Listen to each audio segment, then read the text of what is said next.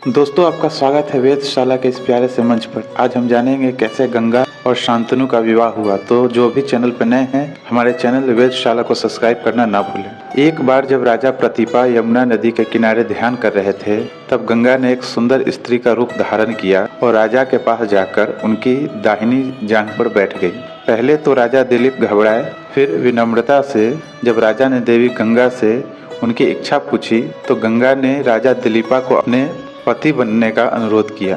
लेकिन राजा प्रतिपा ने पहले से ही विवाहित होने की बात कहकर देवी गंगा को उनसे विवाह करने के अनुरोध से विनम्रता पूर्वक इनकार कर दिया, क्योंकि उन्होंने किसी के प्रति वासना न करने का व्रत लिया था। गंगा के दोबारा कहने पर राजा दिलीपा ने देवी गंगा से कहा, देवी गंगा, आप मेरी दाहिनी जांघ पर बैठी थी और शास्त्रों और परंपराओं के अनुसार पुरुष की दाहिनी जांघ पर सिर्फ और सिर्फ उस व्यक्ति की या तो पुत्री बैठ सकती है या बहू।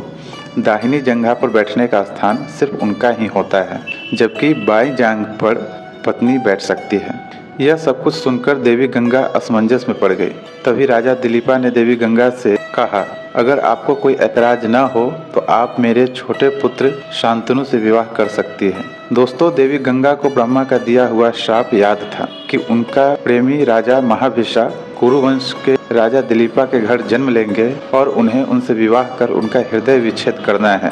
तत्पश्चात ही वो स्वर्ग वापस लौट सकती है। अतः देवी गंगा ने राजा दिलीपा का प्रस्ताव स्वीकार कर लिया और इस तरह कुरुवंश के राजा शांतनु का विवाह देवी गंगा से संपन्न हुआ और वो एक दूसरे के साथ प्रणय सूत्र में बंध गए।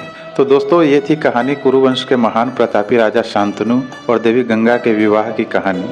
जो आपको अच्छी लगी हो तो वीडियो को लाइक और शेयर करना ना भूलें, और सबसे ज़रूरी हमारे यूट्यूब चैनल वेधशाला को सब्सक्राइब और बेल आइकन को प्रेस करना ना भूलें, ताकि ऐसे ही हमारे महान सनातन संस्कृति से जुड़ी कहानियों से आप सबसे पहले जुड़ सके।